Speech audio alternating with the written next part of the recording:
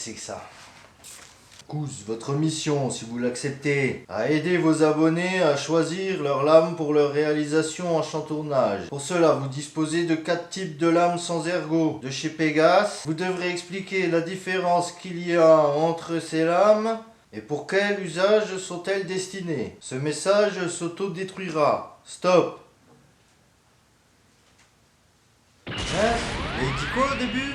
Bonjour à tous, bienvenue aux nouveaux abonnés. Merci aux plus anciens d'être toujours là. Avant d'attaquer la vidéo, on va voir quelques petites explications sur les termes qu'on va utiliser dans la vidéo afin que vous ne soyez pas trop perdus. Premièrement, quand on va parler des épaisseurs, donc je vais parler de petites épaisseurs, moyennes épaisseurs et grosses épaisseurs. Les petites épaisseurs, on va considérer que c'est de 5 mm à 12-15 mm. Les moyennes épaisseurs de 15 à partir de 15 jusqu'à 25 et les grosses épaisseurs, tout ce qui est supérieur à 25 mm d'épaisseur, bien entendu. On va aussi dans la vidéo différencier les types de bois. Il y a plusieurs variations des dérivés de bois, mais ici on va juste se concentrer du contreplaqué.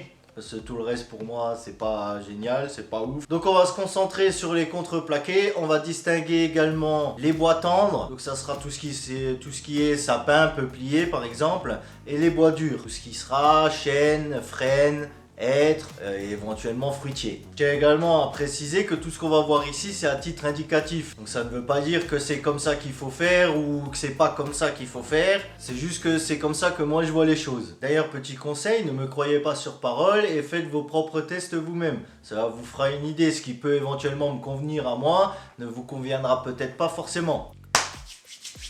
Allez, on va pouvoir commencer à attaquer et on va commencer par les 4 types de lames qu'on a à disposition. Puis ensuite, on va voir chacune d'elles en détail. Allez, maintenant, il faut que je vous emmène un peu ici pour qu'on y voit un peu les choses de plus près. Donc voici nos 4 lames qu'on va utiliser ici dans cette vidéo. Vous avez ici les doubles skips, les skip reverse et les géométries modifiées, à géométrie modifiée.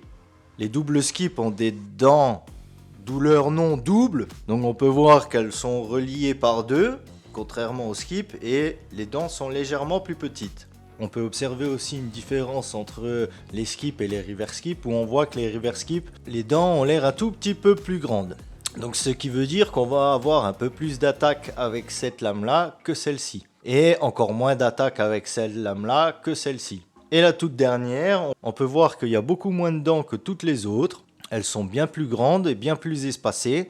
Elle est aussi reverse. On peut observer en bas qu'elle a aussi l'option reverse. Et celle-là va pouvoir nous permettre d'avoir beaucoup de mordants. Donc ça veut dire qu'elle va attaquer très fort.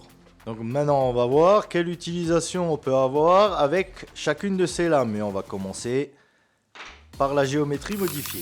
Quel usage on va bien pouvoir en faire du coup de ces lames là? Je vais vous dire un peu tout. On va pouvoir taper dans du contreplaqué de petite à grosse épaisseur. On va pouvoir taper dans du bois tendre de petite à grosse épaisseur. Et on va pouvoir également taper dans du bois dur de petite à grosse épaisseur ou à grande épaisseur. Quels sont les avantages qu'on va avoir? C'est avec ce type de lame qu'on va avoir la plus grande rapidité de coupe. Pourquoi? Parce qu'elles ont un gros mordant, donc quand elles vont travailler, elles vont enlever beaucoup de matière. Du fait qu'elles soient reverse, elle va également limiter les éclats en dessous de vos pièces. Un autre avantage, c'est que sur les très grosses épaisseurs, elle aura une très bonne précision. Alors ça ne veut pas dire que sur les petites épaisseurs, elle n'aura pas une bonne précision, mais le problème c'est que si vous allez travailler par exemple avec un contreplaqué de 5 mm avec ce type de lame et que vous voulez faire quelque chose de très fin et très petit, comme elles ont un gros mordant, elles vont vite avoir tendance à vous surprendre et à aller manger un peu plus loin que ce que vous avez l'intention d'aller. On va parler maintenant des reverse skip. Ce type de lame-là vont aussi très bien s'adapter pour les contreplaqués, les bois durs ou les bois tendres de petite à grosse épaisseur. Il va y avoir des petites variations comparées aux lames précédentes et c'est ce qu'on va voir tout de suite. Elle sera déjà nettement plus à l'aise sur des épaisseurs petites à moyennes. Sur les grosses épaisseurs, on va pouvoir couper. Elle aura du coup une avance un peu moins rapide forcément que celle qu'on a vue précédemment. Et on va pouvoir couper avec. Mais comme je dis, elle sera plus à l'aise sur des épaisseurs allant de petites à moyennes. C'est surtout en rapidité de coupe qu'on va perdre. Niveau précision, on va être pas trop mal honnêtement. Niveau propreté, qualité de coupe, je dirais qu'on est ni moins bien ni mieux que la géométrie modifiée. En revanche, par contre, alors ça je l'ai déjà dit dans une vidéo précédente, quand tu débutes en chantournage, tout ce qui est reverse, le fait d'avoir des lames donc du coup qui sont inversées en bas, font qu'elles ont tendance, pas sur les lignes droites mais surtout sur les courbes, elle a plus tendance à avoir envie de te soulever ta pièce. Donc surtout quand on est débutant, je vous conseille pas de démarrer par là. Ça veut pas dire qu'il faut pas en acheter et pas essayer, mais si c'est vos premières réalisations, commencez plutôt par des lames qui ne sont pas reverse. Tant pis si ça fait un peu des éclats en dessous, et encore on verra tout à l'heure que les autres lames ne font pas forcément plus d'éclats que les reverse. Ici, vous avez une coupe qui a été faite avec la géométrie modifiée. Ici, c'est reverse. Ici, c'est une skip. Et ici, c'est une double skip. En ce qui concerne les skips, là, on va commencer à se calmer un petit peu au niveau des épaisseurs, hein. Que ce soit au niveau du contreplaqué, des bois durs ou des bois tendres, on ne va pas aller attaquer aussi épais que sur les deux types de lames qu'on a vu précédemment. Donc pour le contreplaqué, on va essayer de s'arrêter à 20 mm à peu près en épaisseur, donc les tailles moyennes maximum. On va pas essayer, alors si tu peux, mais crois-moi ça va être très long et très chiant, de couper dans des épaisseurs qui sont plus épaisses. Pour les bois tendres, c'est pareil, on va pouvoir s'arrêter au niveau des tailles moyennes. En revanche, pour les bois durs, on s'arrêtera aux petites épaisseurs. On va avoir quand même des avantages à utiliser ce type de lame. Donc contrairement aux deux autres types de lames qu'on a vu précédemment, ici on va perdre pas mal en rapidité de coupe. Par contre, là où on va gagner, c'est en précision. Alors ça ne veut pas dire que les autres, elles n'étaient pas précises. Quand je parle de précision, comme elle a un tout petit peu moins d'attaque, lorsqu'on va travailler avec des petites épaisseurs, elle va plus nous laisser le temps de travailler notre pièce. C'est-à-dire qu'on aura une avance moins rapide. Et du coup, pour les petites pièces, on va être un peu plus précis. On va gagner un tout petit peu en qualité de coupe, c'est-à-dire en qualité de finition de coupe, mais c'est très léger. Et comme elles ne sont pas reverse, ça enlève une contrainte aux débutants. Bon, j'ai enlevé la capuche là parce qu'elle m'énerve. Et niveau propreté, si on regarde le dessous, on pourra s'apercevoir qu'on n'est pas plus dégueulasse qu'une reverse ou qu'une géométrie modifiée qui est reverse aussi. Niveau finition, on est quand même bien. Je vous ai dit qu'on va éviter de couper dans les grosses épaisseurs, mais là, toutes les lames, j'ai coupé une grosse épaisseur avec. Cependant, c'est très long et c'est plus difficile pour guider la lame. Et les dernières à voir de cette série, ce sont les doubles skips. Alors ici, on va encore réduire un petit peu les épaisseurs. Eh oui. Surtout au niveau des bois durs, le contreplaqué et les bois tendres, on va pouvoir rester à peu de choses près sur les mêmes épaisseurs que les simples skips. Donc c'est-à-dire petite à moyenne pour du contreplaqué, petite à moyenne pour des bois tendres, et on va rester sur de la petite pour des bois durs, même maximum 12 mm. Après 15 ça passera aussi, mais on va encore baisser la rapidité de coupe, plus on va monter en épaisseur. En revanche, on va gagner encore plus en précision, donc c'est-à-dire qu'elle va nous laisser encore plus de temps pour pouvoir travailler notre pièce et la découper doucement. Et la finition avec ce type de lame là est presque irréprochable. Sur le morceau de 30 mm que j'ai coupé, où j'ai fait un essai, alors bon pareil, la lame est neuve, j'ai fait qu'un petit bout, mais il y a zéro éclat en dessous, c'est propre. Il n'y a pas cet effet de rebond qu'ont les reverse. Alors par contre oui, sur du 30 c'est trop gros. Là honnêtement, perso, moi je les utilise les doubles skips principalement que sur des très petites épaisseurs. Maximum 10-12 mm. Et que ce soit du contreplaqué jusqu'au bois dur, je les utilise pour pratiquement rien d'autre. Cependant, parfois ça peut servir pour des épaisseurs un peu plus grosses. Si on veut avoir une finition qui est relativement propre, pas avoir besoin de trop poncer et ne pas avoir d'éclat en dessous de nos pièces, ça peut être un bon compromis. En revanche, vous allez passer un tout petit peu plus de temps sur votre découpe. Et plus vous allez être épais, plus vous allez perdre en précision aussi, ça faut pas l'oublier. Parce que forcément, comme elle coupe moins bien, quand vous allez tourner, s'il y a un point plus dur ou un point plus mou, elle aura plus de mal à le suivre qu'une lame qui a une plus grosse attaque, comme par exemple les lames à géométrie modifiée.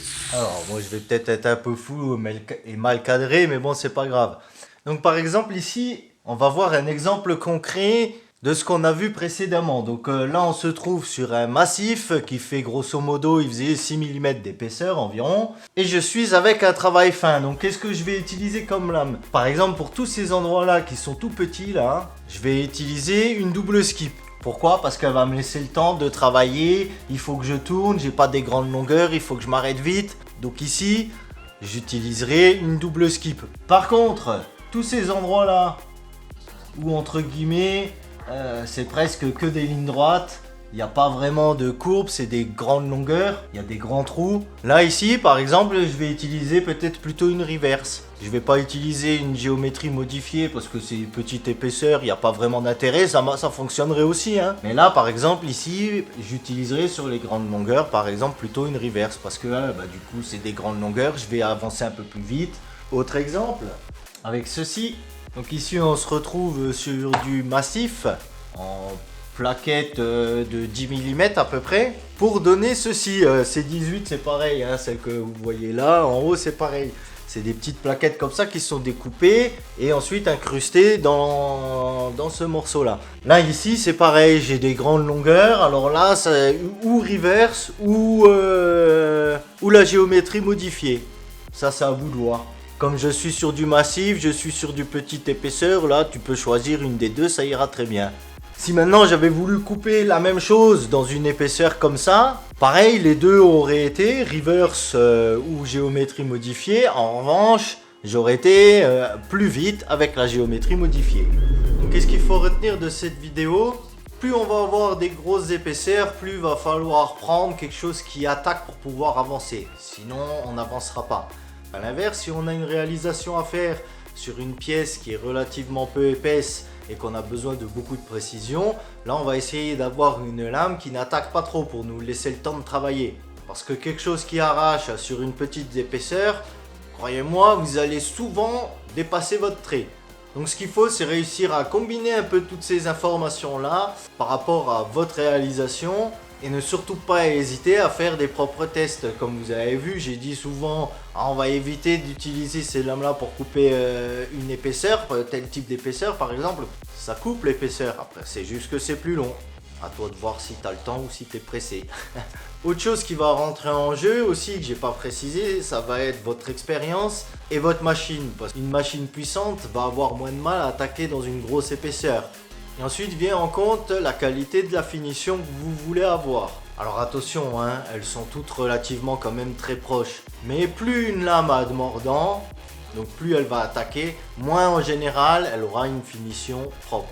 Et moins il y aura de dents, moins on aura une finition propre. Et ben voilà, c'est la fin de cette vidéo. J'espère que ça pourra vous servir et que ça vous servira plus tard. N'hésitez pas si vous avez des questions. À la prochaine. Aidez!